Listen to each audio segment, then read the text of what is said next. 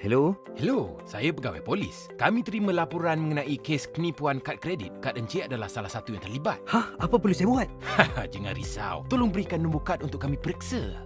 Jangan tertipu dengan panggilan palsu. Setiap tahun, rakyat Malaysia ditipu jutaan ringgit oleh sindiket penipuan melalui panggilan telefon. Lindungi maklumat peribadi anda. Berhati-hati dengan panggilan palsu.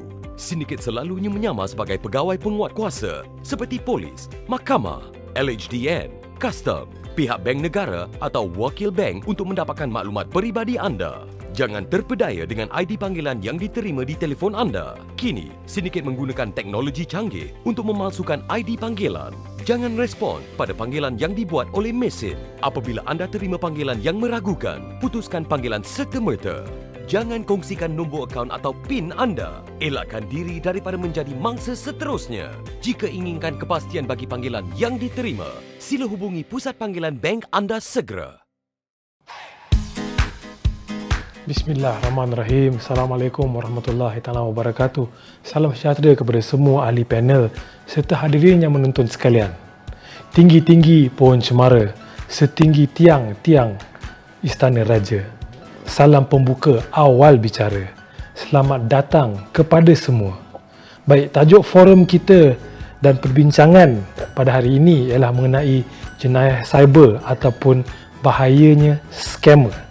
Saya Ultimate atau lebih dikenali sebagai Syed Ahmad bin Abdul Rahman, selaku moderator dalam forum ini. Bersama-sama saya pada hari ini ada ahli-ahli panel yang arif mengenai perkara ini, iaitu terdiri daripada yang dihormati ACP Nur Delhan bin Yahya, OCPD Dang Wangi, yang berbahagia Encik Vijay Dure, anak lelaki Singapura, pengurus daripada Bank Negara Malaysia, dan juga ahli panel kita yang ketiga yang bahagia Tan Sri Tan Kian Sun, pengerusi MCPF Kuala Lumpur. Baik, sebelum itu saya mulakan perbincangan ini, saya mengupas sedikit tentang tajuk forum ini. Isu yang dibincangkan ni ialah isu yang benar dan mungkin kita sendiri menjadi mangsa atau mendengar cerita kenalan dan keluarga yang termakan janji-janji manis atau kata-kata manis scammer ni. Kan, untuk memulakan forum ini, saya akan memberikan semua panel 3 hingga 4 minit untuk memberi ucapan atau pendapat, jawapan mereka, dan diikuti dengan soalan-soalan lanjutan yang akan dikemukakan nanti. Jadi tanpa membuang masa, saya menjemput ahli panel pertama kita yang dihormati ACP Nur Delhan bin Yahya untuk berkongsi sedikit mengenai jenayah dalam talian dan isu-isu yang berkaitan dengan dia. Jadi tuan, apakah itu penipuan antara yang paling popular, penipuan Macau scam, dan apakah diorang punya modus operandi? Okay, Bismillahirrahmanirrahim. Assalamualaikum warahmatullahi wabarakatuh dan salam sejahtera kepada saudara Ultimate selaku moderator pada sesi town hall kita pada kali ini, dan juga kepada barisan panel yang hadir dapat bersama-sama kita pada sesi kali ini. Jadi berbalik kepada persoalan berkaitan dengan penipuan Macau scam ini ya. Macau scam ini adalah salah satu scam yang merupakan contribute kepada kes yang tinggi, terutamanya di daerah Dang Wangi lah. Ya, jika kita lihat daripada statistik daripada tahun 2020 sehingga Ogos 2022, kes menunjukkan sedikit peningkatan. Walau bagaimanapun, apa yang membimbangkan adalah melibatkan dengan kerugian. Ya, jumlah kerugian meningkat daripada lebih kurang 2.8 juta pada tahun 2021 dalam tempoh 12 bulan 2021, dan pada tahun ini sehingga Ogos 2022 jumlah kerugian adalah sebanyak 34 juta. Ini belum habis lagi pada tahun 2022. Jadi kita perlu memahami apakah itu Macau scam. Jadi dalam definisi yang mudah ya, yang boleh saya simpulkan di sini, Macau scam adalah satu jenis penipuan yang menggunakan platform telekomunikasi, terutamanya voice call, panggilan telefon, ya, untuk memperdayakan mangsa. Mangsa akan diperdaya dengan kaedah penyamaran. Skamer tersebut akan menyamar sebagai pegawai polis, sebagai pegawai bank, sebagai pegawai penyedia perkhidmatan internet ataupun service provider yang lain. So sehingga menjurus kepada mangsa akan bertindak sama ada rela ataupun tanpa rela untuk memindahkan wang mangsa tersebut.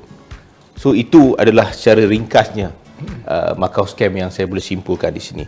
Jadi berdasarkan kepada kes-kes yang berlaku, kita dapati terdapat 4 jenis Macau scam. Ya, dalam Macau scam ada 4 jenis lagi Macau scam yang kerap berlaku. Pertamanya adalah melibatkan dengan menang sesuatu. Jika dia call, dia maklumkan bahawa anda telah menang sesuatu dan apa tindakan anda perlu buat. Ini adalah salah satulah Macau scam. Yang kedua adalah penyamaran. Ini yang paling terkenal lah. Menyamar sebagai penguatkuasa dari pihak bank, pihak mahkamah, pihak LHDN dan sebagainya. So ini adalah jenis yang kedua. Dan jenis yang ketiga adalah melibatkan dengan hutang.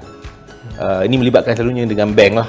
Dia akan mengatakan anda mempunyai hutang, anda ada tunggakan dan sebagainya. Dan yang terakhir adalah Macau scam culik.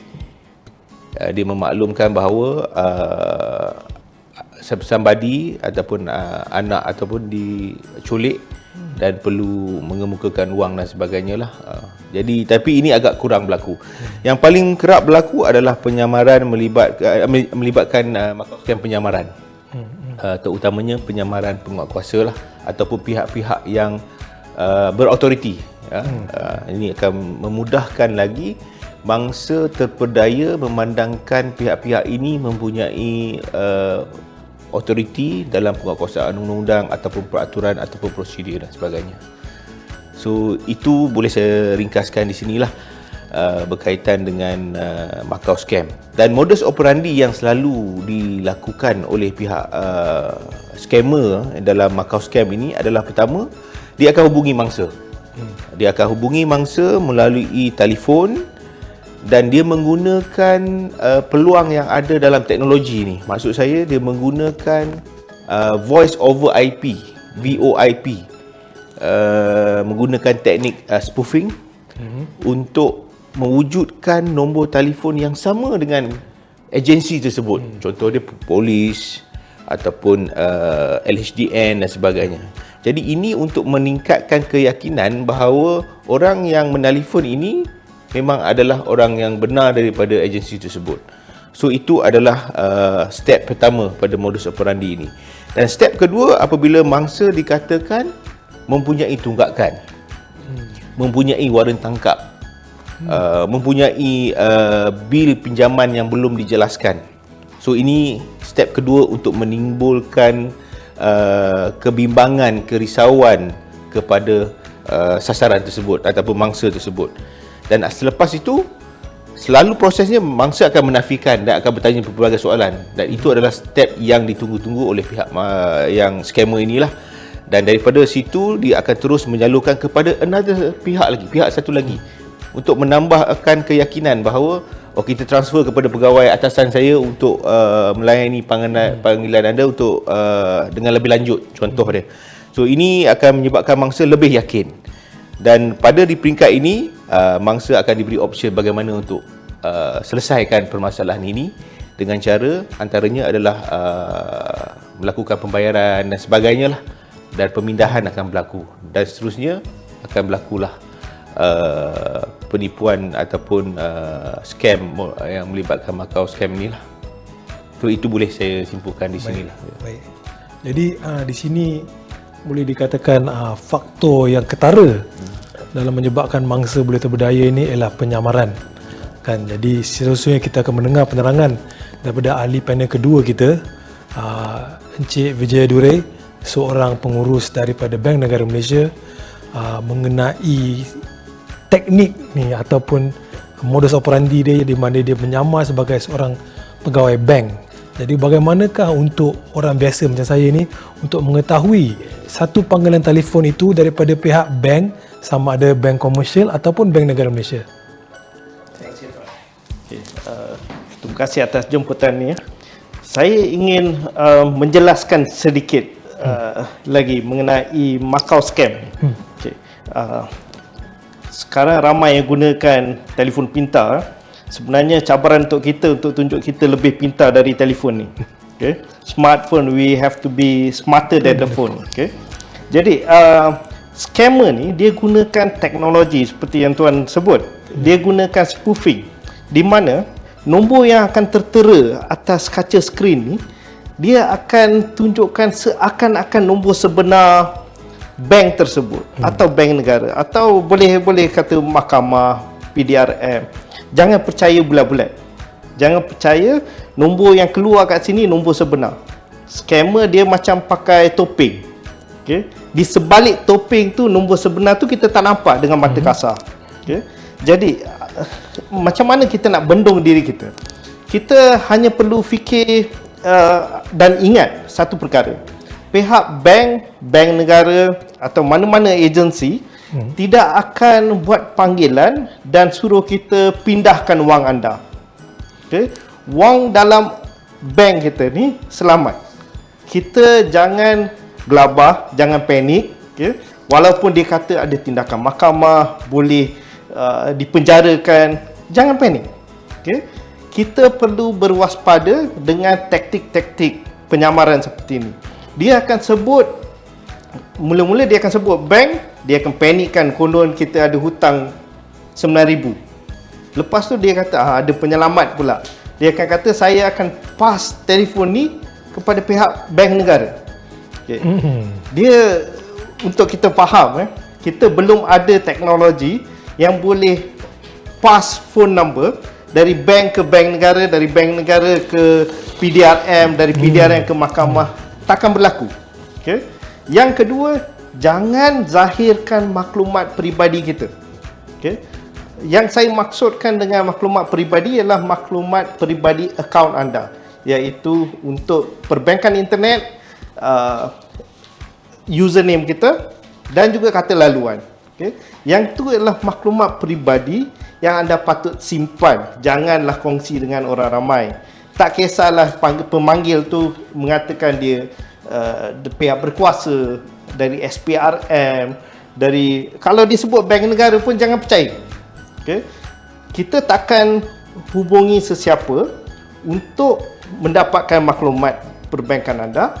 Yang kedua, untuk menasihat anda untuk pindahkan wang. Okay. Kalau kita dengar tips-tips ni, red flags ni, ini kita panggil red flag. Kalau patut dah dengar yang ni, dia suruh kita zahirkan username, password internet banking, dah sah yang tu penipu. Okay. Kalau boleh, tamatkan panggilan. Jangan layan. Lagi lama kita layan, lagilah dia ada storyline dia. Lagilah dia akan tambah perencah. Dia akan kata dah keluar saman, tunggu, kita akan tunggu depan pintu. Macam-macam dia akan buat kita lebih panik. Ramai panik bukan hanya kerana hutang. Dia takut malu. Dia takut kalau tiba-tiba kat depan rumah dia polis dah tunggu nak tangkap dia. Takut jiran semua nampak. Okay. Mesej kita kepada orang ramai, jangan panik. Jangan zahirkan maklumat anda. Jangan pindahkan wang anda. Boleh. Seterusnya kita beralih kepada ahli panel ketiga, iaitu Tan Sri atau yang bahagia Tan Sri Tan Kian Soon. Dia merupakan pengerusi MCPF Kuala Lumpur. Okey, Tan Sri, penipuan Macau scam ni merupakan salah satu modus operandi penipuan cyber. Kan kita semua dah tahu tu. Mungkin Tan Sri boleh jelaskan apakah peranan MCPF KL sebagai satu NGO dalam merangka tindakan bersama dalam mencegah atau membanteras penipuan cyber ni. Terima kasih. Ya, regarding the cyber scam ini, ya, pihak MCPF Kuala Lumpur kita telah menubuhkan satu jawatan khas yang bekerjasama dengan pihak polis seperti termasuklah Cyber Security Malaysia yang SKMM supaya menjalankan menangani masalah ini dengan lebih berkesan. Kita sudah bertubuhkan jawatan kuasa khas ya untuk memenangkan berat benda kes ini. So kita harap dapat bekerjasama dengan pihak polis dengan Cyber Security Malaysia. Ya. Baik. Jadi berdasarkan statistik yang ahli panel kita yang dihormati ACP Nur Delhan, dia cakap dia semakin lama semakin berat atau jumlah kes semakin banyak dan jumlah wang yang telah digelapkan atau ini semakin besar. Jadi mungkin Tan Sri boleh ceritakan tentang perancangan NGO Tan Sri MCPFKL untuk jangka masa panjang dalam menangani isu yang berkaitan penipuan atau jenayah cyber ni. Mengenai benda ni, pengaruh media masa dengan sosial ada ketara dan soalan ini semakin menular di negara kita. Banyak pengaruh perkembangan dan tindakan laku masyarakat terutama di generasi muda ni yang terpedaya dengan scam-scam ini.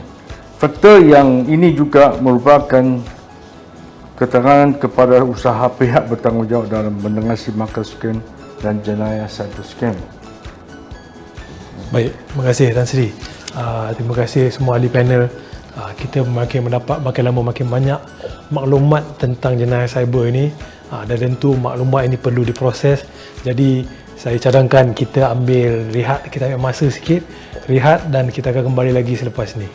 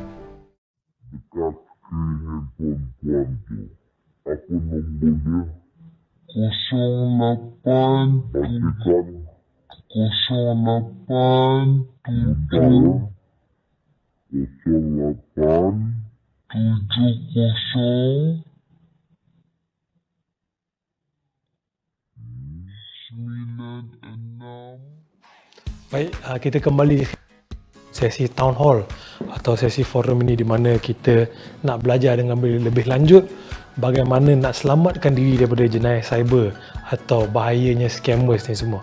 Alright, kita pusing balik kepada ahli panel pertama kita yang dihormati ACP Nur Delhan bin Yahya.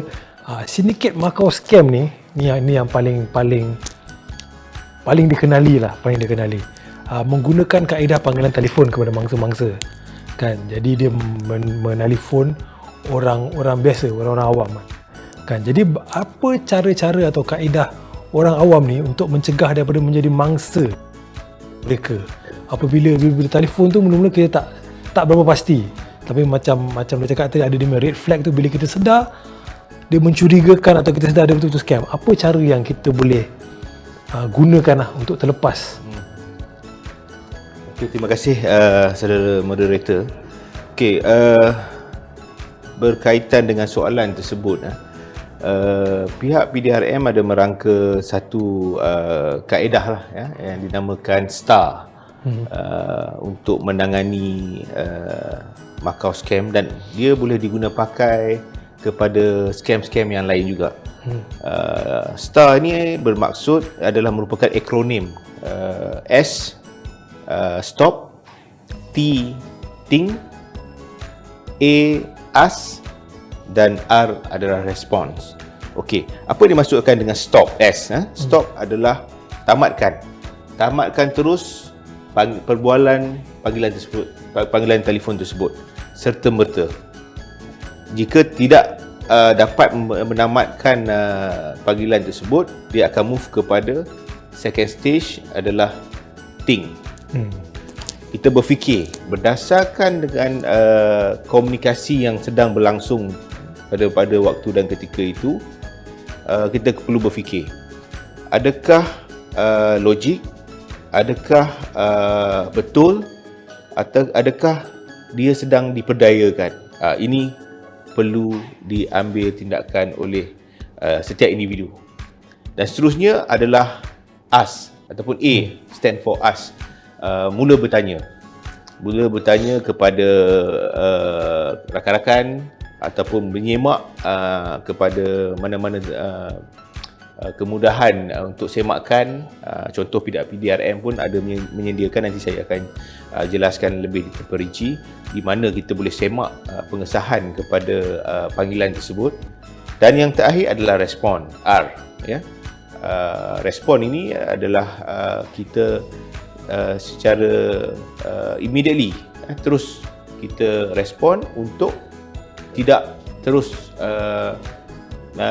continue dalam perbualan tersebut. So itu yang dimaksudkan dengan kaedah STAR yang kita selalu wawarkan pada ketika inilah. Dan suka saya tarik perhatian moderator dan ahli panel, jika kita lihat Macau scam ini adalah satu proses. Satu proses. Dia ada point A dan ending proses dia adalah di satu point B. Yang mana ending dia adalah apabila berlaku pemindahan wang ataupun pembayaran dan sebagainya. So proses ini perlu berlaku supaya ia sampai kepada point B, seperti objektif skema ini. Jadi untuk memastikan kita tidak menjadi mangsa, kita need to break that process. Jika kita proses tersebut di separuh jalan dan kita memutuskan proses tersebut dan kita berjaya mengelakkan jadi bermangsa.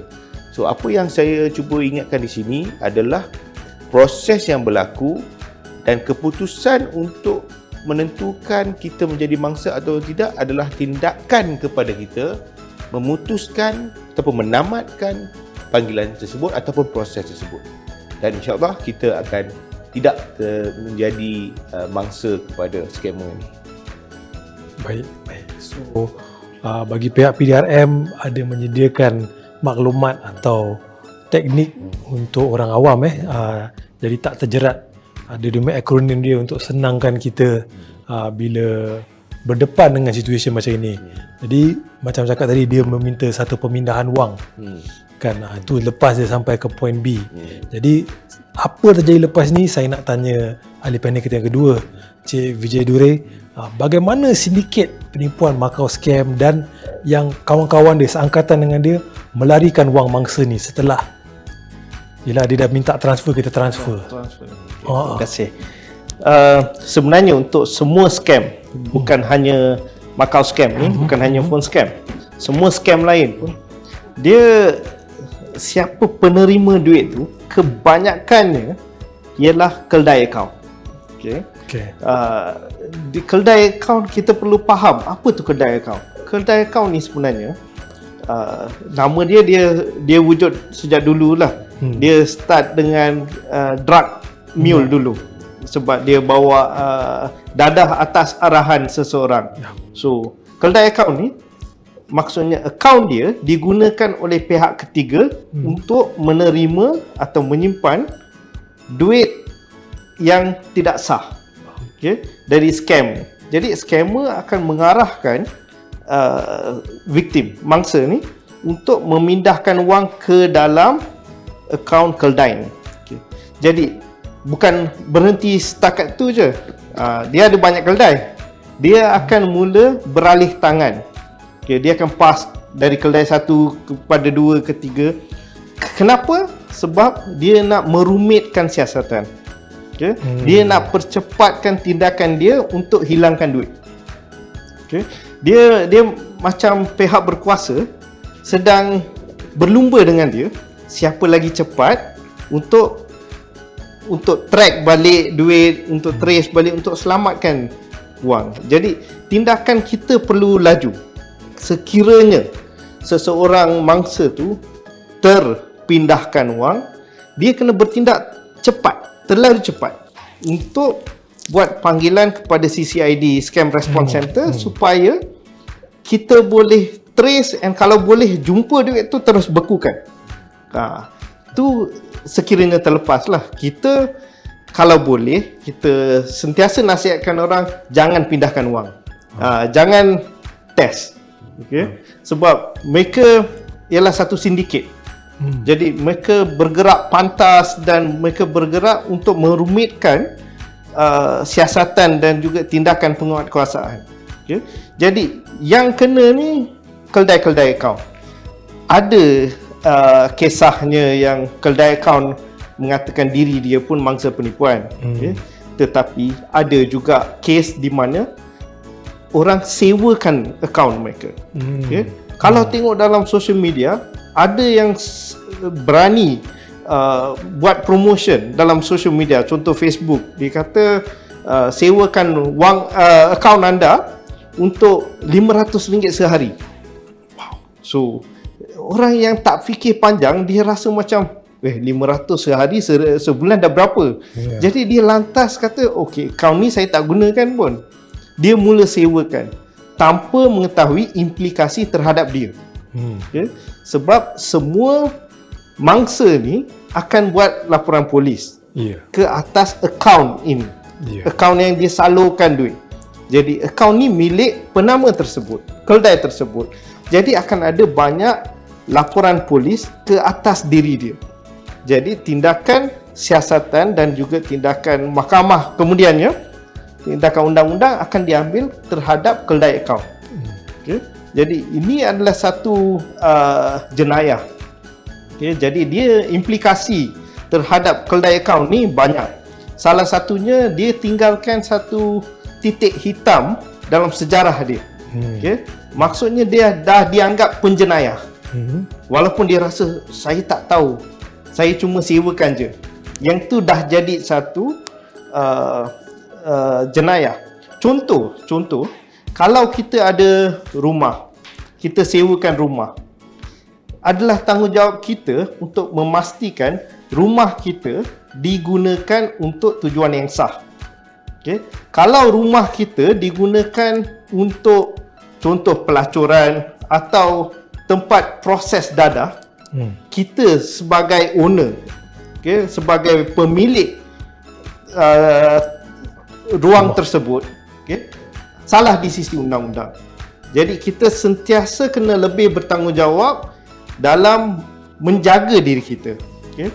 Tak kisahlah akaun tu kita gunakan ke tidak. Mungkin ada seseorang tu ada 4-5 akaun, tetapi tanggungjawab kita untuk menjaga keselamatan akaun tersebut dan jangan bagi pinjam kat sesiapa. Walaupun orang ni kawan sekolah ke, saudara jauh ke, dia kata tolonglah aku sedang tunggu duit ni, pinjam kejap je, nanti saya dah siap urusan ni saya pulangkan. Bahaya sebab kita ambil liability, tanggungjawab terhadap apa-apa yang berlaku kepada akaun kita. Betul. Okay? Jadi ramai yang dah jadi keldai akaun ni, dah ada tindakan undang-undang, dah naik mahkamah, dah ada titik hitam sebagai penjenayah, dia mengalami masalah pembukaan akaun. Faham. Okay, dia nak dapatkan akaun untuk, katalah lepas ni dia nak bekerja. Jadi pihak majikan perlukan akaun. Dia nak buka akaun tak boleh. Kenapa? Pihak bank dia akan buat due diligence, di mana dia akan buat semakan. Okay. Contoh satu semakan yang boleh dilakukan oleh semua ialah semak mule. CCID ada portal semak mule. Apabila dibuat semakan tersebut, kalau nampak ada 5 laporan polis dia ambil dibuat terhadap kita, dah ada satu red flag untuk pihak bank pula. Kita nak benarkan dia ni tak? Sebab dia dah ada kes ni. Yep. Okay? Jadi dari risiko dalaman pihak bank tu, dia akan fikirkan dia nak ambil risiko ni ke tidak. Okay? Jadi janganlah jadi keldai akaun. Okay? Dalam kita cuba sedarkan semua orang supaya tak jadi mangsa makau scam, kita juga perlu bertanggungjawab dan jangan jadi keldai akaun. Terima kasih. Baik. Jadi kalau terjerumus tu satu benda yang agak serius. Yes. Kan? Jadi saya nak terus ke ahli panel kita yang ketiga, Tan Sri Tan, sebagai ahli atau sebagai ketua NGO MCP FKL ni, ada program pencegahan jenayah cyber ni. Jadi sejauh manakah berkesan program pencegahan ni yang dilaksanakan dalam memberi kesedaran kepada orang ramai, terutama sekali golongan muda, terhadap penipuan cyber ni, Tan Sri? Kesedaran program yang dianjurkan MCP Kuala Lumpur, kita akan membantu menyampaikan sedikit ilmu pengetahuan mengenai isu jenayah cyber. Ini kerana golongan muda sama ada dari luar segi sedaran dan pencegahan melalui kerjasama Jabatan Pendidikan. Kita sudah melakukan beberapa program sekali dengan Jabatan Pendidikan supaya memberi kesedaran kepada anak-anak muda kita, khususnya murid-murid sekolah, supaya sedar bahayanya cyber scam sekarang ni. So itu adalah peranan yang kita buatkan sekarang ni MCP. Dan pendekatan yang digunakan sesuatu sesuai dengan orang muda supaya dapat membantu beri kesedaran kepada semua anak-anak muda, spesialis murid-murid sekolah. Baik, Tan Sri, mungkin Tan Sri boleh nyatakan kekangan MCP FKL dalam pembasmian kes penipuan cyber ni, terutamanya di Kuala Lumpur. Kita perlu ambil pendekatan dan penyesuaian yang holistik daripada segi sumber manusia, proses dan teknologi dalam menangani keselamatan cyber. Kita juga menyesuaikan diri dengan keadaan semasa, menjadi lebih inovatif dan serta bertindak dengan cekap pantas terhadap sebarang ancaman cyber yang sedang akan berlaku. Ya. Baik, terima kasih Tan Sri. Kita ada, insyaAllah ramai orang yang sedang menonton. Mungkin Tan Sri ada nasihat atau kata-kata terakhir untuk semua orang yang menonton tentang bahayanya scammer ni. Silakan. So, nasihat saya sebagai NGO Kuala Lumpur, MCP Kuala Lumpur, supaya kesedaran cyber scam ini amat penting. So, kita tengah berusaha supaya memberi kesedaran kepada rakyat sekitar, especially anak-anak muda kita. Dan that's why kita telah merancangkan beberapa program untuk beri kesedaran. Kita start dengan sekolah-sekolah, sekolah-sekolah menengah, sekolah-sekolah murid-murid. And then lagi satu, kita pun start dengan kesedaran atas. Kita buatkan program-program supaya atas public transport, dengan all the shopping mall, dengan all the stiker-stiker yang kita printkan. Sekiranya berlakunya ancaman cyber scam ini, masa pertama untuk menelpon kepada pihak polis dan kepada nombor yang ditetapkan kesedaran ni. So kita akan tanpa dekat kepada all the public transport dan supaya kesedaran itu very important. Supaya untuk kita mengelakkan ataupun counter cyber scam. Terima kasih Tan Sri. Bagaimanapun dengan Encik Berjaya Duri sebagai mungkin wakil daripada Bank Negara Malaysia, ada apa-apa nasihat terakhir ke untuk penonton kita? Okay. Seperti saya sebut tadi tu, okay, kita kena sentiasa berwaspada. Okay. Kalau orang putih kata don't let your guards down. Kena sentiasa bersedia dengan apa-apa ancaman. Sebab kita kat social media ni, okay, dalam situasi di mana social media ni beri peluang kepada scammer untuk mengancam bila-bila masa saja. Okay? Melalui telefon, melalui social media. Jadi kita kena sentiasa berwaspada. Okay? Satu, jangan panik. Okay? Yang ketiga, sentiasa berfikiran logik. Secara rasional kita fikir, saya tak pernah berurusan dengan bank A sebagai contoh. Kenapa tiba-tiba bank A call dan kata saya ada hutang? Jadi secara logiknya saya tak pernah mohon apa-apa. Jadi jangan panik. Okay? Just bersabar. Okay? Kalau boleh tamatkan panggilan tersebut. Pergi kat laman sesawang. Setiap bank ada complaints unit aduan masing-masing. Okay? Jadi pergi ke nombor tersebut dan buat panggilan. Jangan buat panggilan kepada nombor yang diberi oleh pemanggil tersebut. Okay? Sentiasa, tak kisah email ke SMS ke yang diterima, ada phone number, jangan buat panggilan kat nombor tu. Sebab kebanyakan nombor yang diberi adalah nombor palsu. Okay?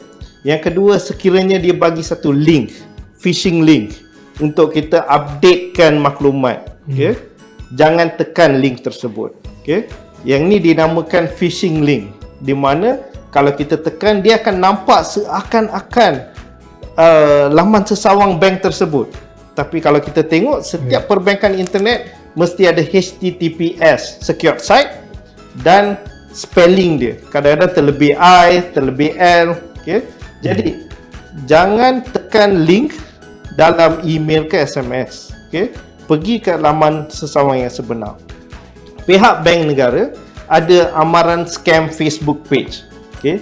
Dalam Facebook page ni kita akan share maklumat-maklumat terkini, trend terkini, modus operandi terkini. Segala maklumat kita boleh dapat dari situ dan juga boleh buat pertanyaan. Jadi ada saluran untuk kita dapatkan maklumat, kemas kini pengetahuan yang ada mengenai scam-scam yang terkini. Okay? Jadi jangan panik, sentiasa tahu mana nak rujuk. Okay? Kat Malaysia ni boleh kata setiap tempat memang berdekatan dengan balai polis. Kalau rasa was-was, terus angkat naik kereta ke, ambil Grab ke, pergi ke balai terdekat dan terus dapatkan maklumat. Jangan panik, jangan zahirkan maklumat perbankan peribadi anda, jangan pindahkan wang anda, duit dalam akaun selamat, jangan pindahkan atas arahan sesiapa. Okay? Dan sekali lagi saya kena tekankan, jangan sewakan atau pinjamkan akaun anda kepada pihak ketiga. Okay? Sebab implikasinya terlalu besar. Okay? Jangan lepas dah terkena nak buat rayuan kata saya tersilap. Prosesnya agak susah. Okay? Jadi implikasinya agak besar. Kita kalau boleh hindari. Okay? Maklumat yang kita kongsi hari ini jangan simpan untuk kita sahaja. Kongsi dengan rakan kerja, ahli keluarga. Kita tak tahu scammer ni boleh bertindak untuk menyerang sesiapa. Okay? Kadang-kadang ahli keluarga saya pun dapat ancaman-ancaman seperti ini. Jadi kita sentiasa berkongsi, kita wujudkan satu situasi di mana kita semua rasa terlindung daripada scammer ni. Terima kasih. Baik, terima kasih ahli panel kita Encik Vijay Dure. Seterusnya bagi pihak Polis Diraja Malaysia, saya nak minta lah kalau ada nasihat sikit untuk penonton kita semua. Silakan yang dihormati. Terima kasih saudara moderator. Saya ingin berkongsi bersama ada beberapa tempat yang kita boleh semak maklumat berkaitan dengan mule account ni. Yang pertama adalah CCID Scam Response Center di talian 03 2610 1599 atau 03 26 10 1559 dan juga CCID Info Line di talian 013 211 1222. Saya ulangi 013 211 1222 ya. Dan Facebook Jabatan Siasat Jenayah Komersial JSJK PDRM juga ada menyediakan kemudahan untuk semakan ini. Dan yang paling sangat-sangat membantu pada waktu dan ketika ini adalah link Semak Mule, ya. Boleh Google Semak Mule untuk mendapatkan maklumat lanjut. Maknanya kita akan semak nombor akaun tersebut. Sama ada akaun tersebut ada penglibatan tak di dalam scam sebelum-sebelum ini lah. So itu yang pertama. Yang kedua, apa-apa maklumat seperti yang bahagian Tan Sri nyatakan tadi dan juga saudara Vijay nyatakan tadi, apa-apa isu berlaku, pengesahan bolehlah rujuk ke balai mana-mana yang berdekatan, balai polis mana-mana yang berdekatan, ya, dengan menyalurkan maklumat ke IPD Dan Wangi jika berlaku dalam daerah Dan Wangi di talian 0326002222 atau hotline polis Kuala Lumpur di talian 0321599999, ya. So ini adalah salah satu medium untuk pemakluman, pelaporan dan juga pengesahan, ya, untuk membantu orang ramai. Dan saya ingin tarik perhatian para penonton supaya sentiasa membuat hebahan. Jadi hasil daripada pemerhatian saya, jenayah scam ini adalah bukan seperti jenayah konvensional yang biasa, di mana seperti jenayah jalanan yang lain, ragut, samun, curi motosikal, curi kenderaan, yang mana pihak polis boleh menjalankan pencegahan dengan mengadakan rondaan, menjalankan risikan, menjalankan pendakwaan dan sebagainya. Ini adalah satu jenayah yang memerlukan komitmen daripada keseluruhan masyarakat, di mana pihak polis akan cuba memainkan peranan pihak polis dengan menyampaikan maklumat dalam konteks pihak polis, pihak bank, terutamanya bank negara akan membantu menyalurkan maklumat, menyediakan kemudahan semakan, dan juga daripada pihak NGO juga akan memainkan peranan penting, bersama-sama berkolaborasi bersama-sama dengan orang ramai untuk memastikan tiada pihak akan tertinggal daripada menjadi mangsa kepada skamer ini dengan kurangnya pengetahuan dan informasi. Sebab kita lihat di sini, apabila mangsa skamer ni seperti dinyatakan oleh saudara Vijay tadi, dia tak akan berkongsi sebab dia malu. Dia malu. Jadi apabila perkongsian tersebut tidak dapat dicapai kepada secara meluas, dan ini memberi ruang kepada pihak-pihak skamer ini untuk melakukan jenayah ini dengan lebih banyak lagi lah, ya. So apa yang saya cuba sampaikan di sini adalah perkongsian maklumat perlu disampaikan kepada semua peringkat, semua lapisan masyarakat, supaya dengan pengetahuan, dengan kaedah yang disampaikan, apabila berhadapan dalam situasi tersebut, orang ramai dapat tanganinya dengan baik, iaitu jangan layan panggilan telefon, putuskan immediately perbualan tersebut, maklumkan kepada kenalan-kenalan ataupun ahli keluarga, dan juga semak balik dengan pihak-pihak berkuasa ataupun dengan kemudahan yang disediakan bagi semakan untuk mengesahkan bahawa itu adalah scammer ataupun akaun tersebut adalah akaun mule, ya. So itu daripada pihak saya. Terima kasih. Baik, terima kasih. Ahli panel kita sudah banyak informasi ya yang dikongsikan. Kalau saya boleh rumuskan sedikit, untuk saya ada 3 butiran maklumat atau ilmu yang sangat penting. Iaitu pertama sekali ialah akronim yang disediakan atau dicipta oleh PDRM, iaitu STAR, Stop, Think, Act and Respond atau Response. Yang keduanya, nyata-nyata bank kita, kalau bank komersial atau bank negara, tidak akan pernah meminta maklumat peribadi, seperti kata laluan untuk online banking dan sebagainya. Dan mungkin yang ketiga ialah bagi pihak orang awam meminjamkan atau memberi orang lain, sama ada orang kita kenal atau tidak, menggunakan akaun kita merupakan satu tindakan yang tidak wajar dan mungkin boleh membuat kita menjadi mangsa atau menjadi orang yang bersubhat dalam jenayah cyber seperti inilah kan. Dan forum ini pun telah sampai ke penghujungnya.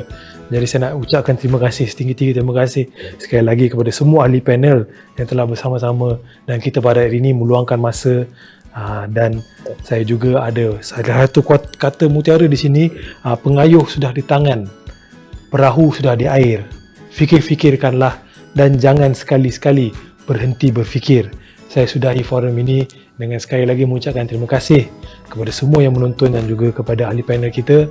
Dan saya nak ucapkan Assalamualaikum warahmatullahi wabarakatuh. Salam sejahtera dan terima kasih.